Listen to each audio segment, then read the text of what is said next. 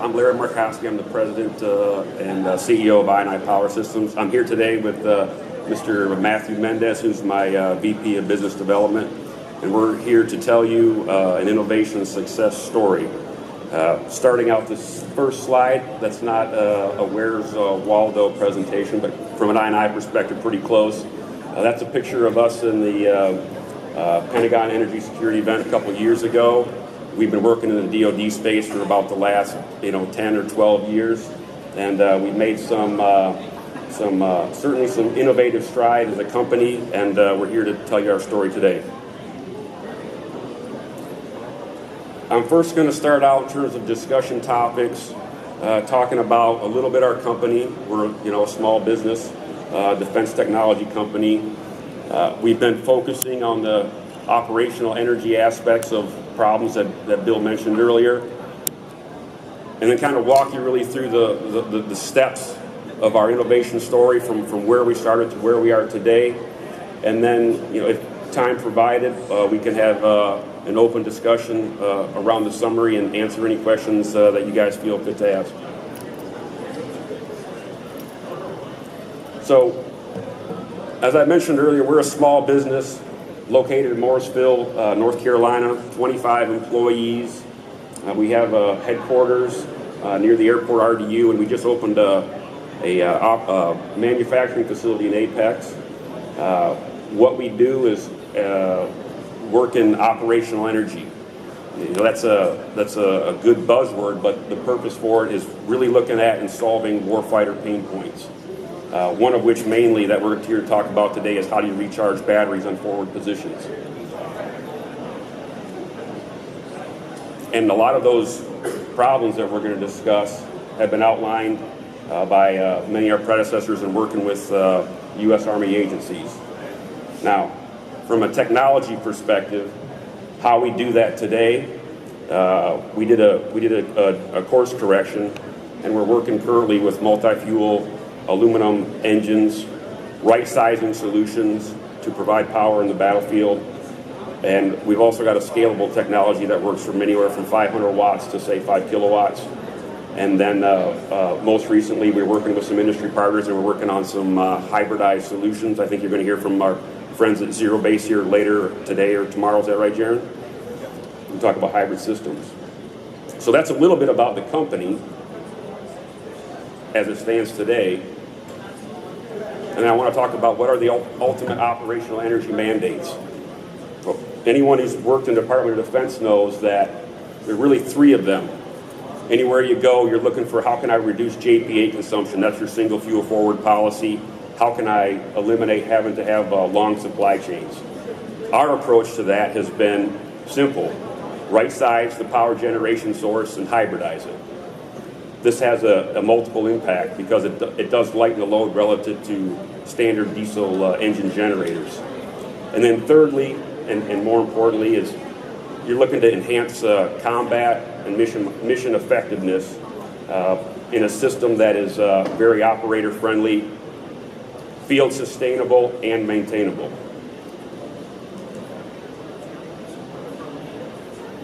So the question isn't whether there are problems. The question is, as a small business, how do you search, or how do you look to solve those problems? Well, there are two basic camps, two basic types of innovation. There's what I call a technology forward, or a push, that really starts in academic type settings with fundamental R&D and research. It's a very forward-thinking, typically focused on what we call a discrete problem set. And the stakeholder interests, whoever develops or invents the technology, really drives and sets the requirement of what the technology can do. We spent a lot of time in that camp. The other method that we've most recently switched to is what's called a problem backward approach. So this is really a market pull. Still, you have to be innovative, but it's focused on a much broader problem set, if you will. Here, instead of a technology-driven requirement, these are warfighter-driven requirements. And if you start looking or framing your R&D and S&T capabilities in the set, you'll figure that you can solve capability gaps or challenges faster than the traditional method.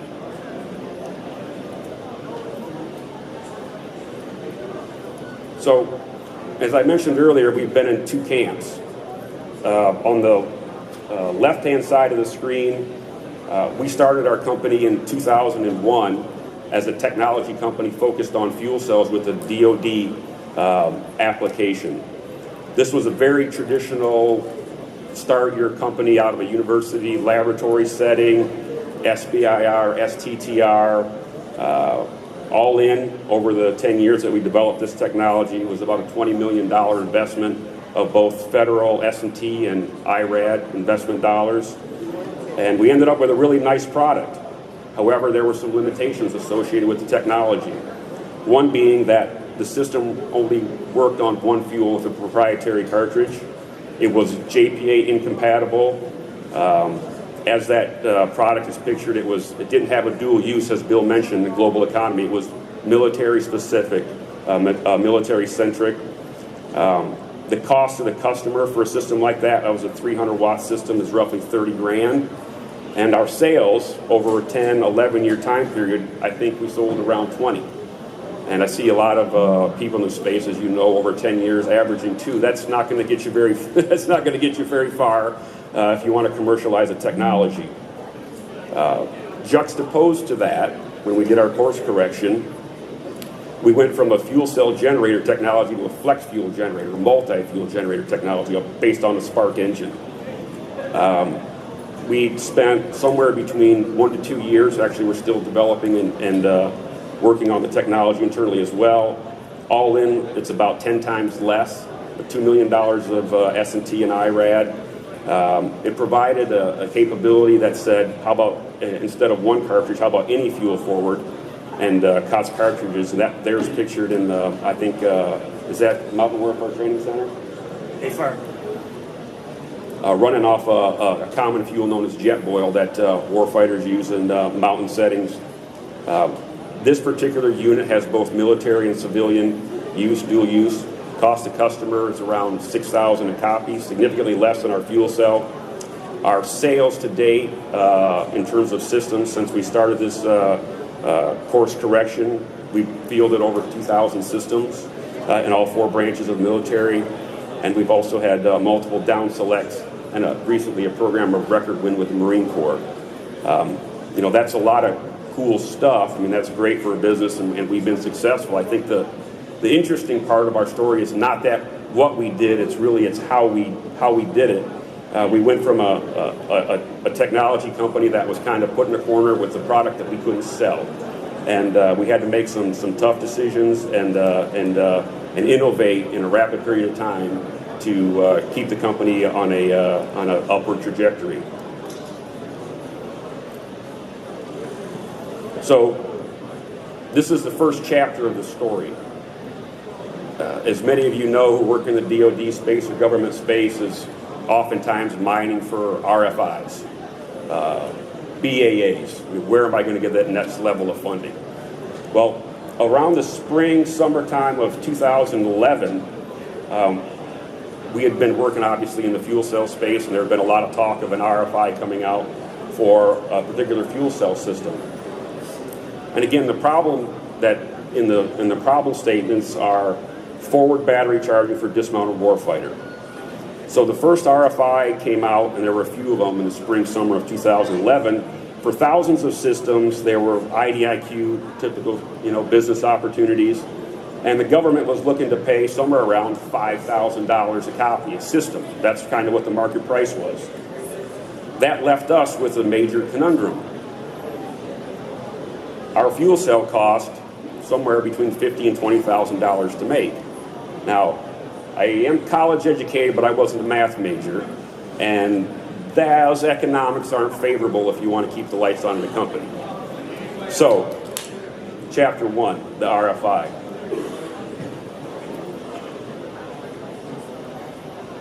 Chapter 2 was a movie that came out in the fall of 2011. I don't know if any of you have seen it. Moneyball. Moneyball is a story about the Oakland A's where they went and took a paradigm-shifting way of looking at scoring runs and managing baseball teams to really changing the game. And that movie and the book had a major impact on the way I looked at solving problems. So what we did is we had a paradigm shift within our organization. At the time, it was 9 folks, of how we solve problems. And then we started doing some preliminary work on flex fuel engine, kind of covert, skunk work stuff, actually in the garage of my house. My wife and I were doing the experiments to see if this was something that was actually feasible before I brought it forward to the team. Chapter 3 is actually the tipping point for us as an organization. When you're looking at making a course correction, of course you're going to have an internal dialogue. The internal dialogue that I had personally was, seriously, 10 years of your life and $20 million, you're about to throw that down the drain and move forward. This keeps repeating in my mind. It's always a little bit of doubt. So there was a moment sometime in November of 2011 that I got a little symbol that came to me almost 10 years to the day I started fuel cells. I got a single coin back on a grocery transaction, was $9.75. I gave him 10. I get the coin that's pictured there, and it came to me tails up. And I'd actually never seen a North Carolina quarter before, and it looked like something that was a silver thing that came off the bottom of the ocean. In that instant, that was all in for me. Fuel cells are done, we're moving forward. From that day forward, we were a different company. We weren't a fuel cell company, we were a problem-solving company, and we're going to use multi-fuel engines to make that happen. You make a decision, and that's great. Matthew can attest to. Decisions and ideas are cheap. 5% of the equation. 95% is execution. So we executed rapidly. So from December 2011 to present, we continue to execute as a small business. So really 3 key events here that I'm going to highlight. So we had an idea, we had some early data, and we took our concept to the folks up at CERDEC at Aberdeen, and we got a small contract for S&T proof of concept. That was in December of 2011. We then went to net zero to the tactical edge out in ASU. That was sponsored by the Rapid Equipping Force. That was in March of 2012. And 2 things that came to mind. Awesome technology, guys. We love it. Is it JPA compatible? Let me know when it is. And can you auto start these systems?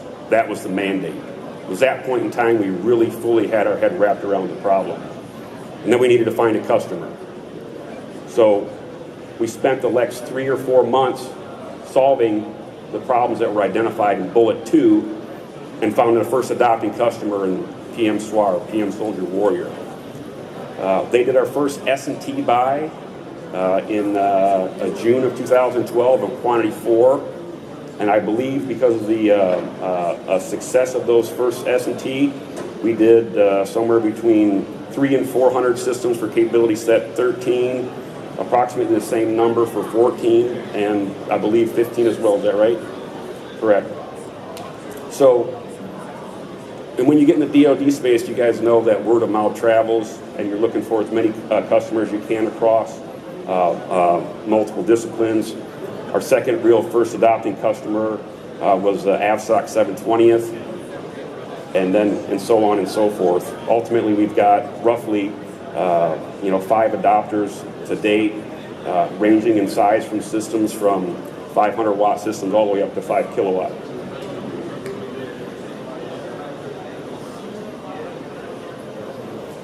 And just to kind of reiterate what was on the previous slide. Those first fundamental experiments led us down a path where we were recently just down selected. We got a sole source win for Marine Corps Program of Record. That's a $24 million IDIQ with up to 3,000 units. We're actually executing and delivering on those systems today under contract. We've worked significantly with U.S. Army Net Warrior as well as the Rapid Equipping Force to put a lot of systems, both CONUS and OCONUS, as well as the folks at SOCOM. Currently, we've got a TRL-9 technology system really focused on spot power generation and recharging portable batteries and devices in the field. So what's next for us? Well, it's to keep innovating. We're working on a family, small technical electric power generators. We're doing some intelligent hybrid solutions as well. And most recently, we've branched out into both NATO and European systems with 220, 50 hertz variants.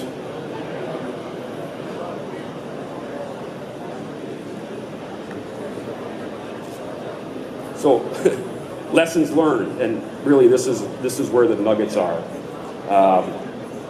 Don't fall in love with your technology.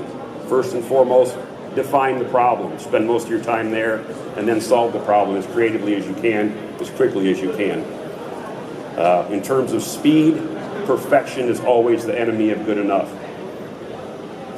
Third, and maybe even most importantly, is lead sales drive innovation.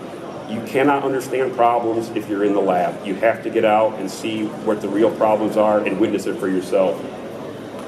Fourth, invention does not equal innovation. They sound a lot alike and they're spelled very similarly, but nothing could be further from the truth. And as one of my heroes ultimately said, and I believe in to this day, the team, that's Bo Schembechler. Surround yourself with good people that are as smarter, and hardworking as you are, and you can build a very, very good business in the DoD space. So, acknowledgments primarily for this really is what got us started. Us on the Army side of the equation, the folks at CERDAC, Rapid Equipping Force to REF, PM SWAR. More recently with the PM E2S2 Expeditionary Energy Systems, and a host of other organizations pictured here, SOCOM, OSD, Marine Corps, and then more importantly for me is my family, my entire I&I team that we couldn't do any of this together without them. And then in terms of innovation, kind of one of the things that we live by is a philosophy or an idea of a why not, instead of asking why not. And our question was JV8 and rubbing alcohol in spark engines, why not?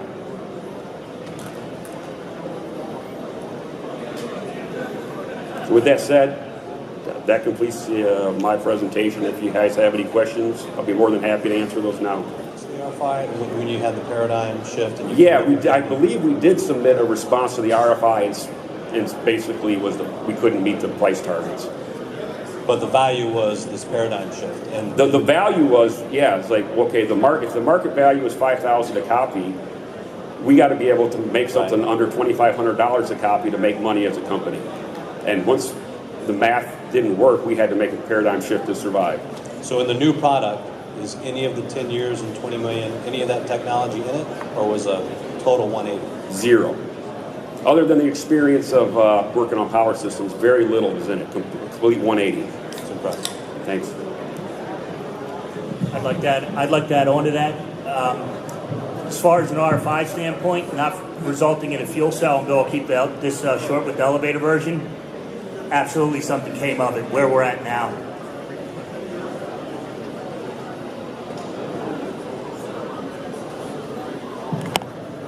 Did you want to kind of just introduce the products that you have up on the table? Yeah, absolutely. Thank you. To my right over here, you see the fuel cell. And when Larry mentioned his previous slide, technology pull, these were requirements from a lab, proprietary connectors, proprietary reformed methanol fuel cartridge, 300-watt capability, over 35 pounds. The primary objective is battery recharging for the dismounted warfighter. That was not cutting the mustard, especially the $30,000 price tag. And the government was willing to pay $5,000. That's where the transition came into play, and this is our 1 kW flex fuel generator. And that's why we have the different fuel examples up here. Not just on JP8, also DOC's rubbing alcohol. We've taken that one step further. We didn't settle with just the 1K capability. Again, back to Larry's, why not? If we can do this on a 1K, why not a 500 watt? Why not a 2K? Why not a 5 kW and complete a family of small tactical electric power solutions? And last over here to my left, this is the first DoD capability of its kind. If you look at the fuel cell to the right, 300 watts, over 35 pounds. To my left here, this is 500 watts and 15 pounds, and our ultimate goal is to get that to a 10-pound rough packable solution, straight 28 VDC capability.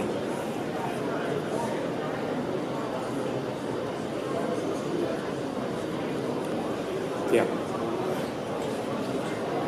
So again, it sounds like you didn't abandon the original technology, but you found a way to generate funds and stay viable, and then continue to reinvest in that original technology. That's correct, yeah.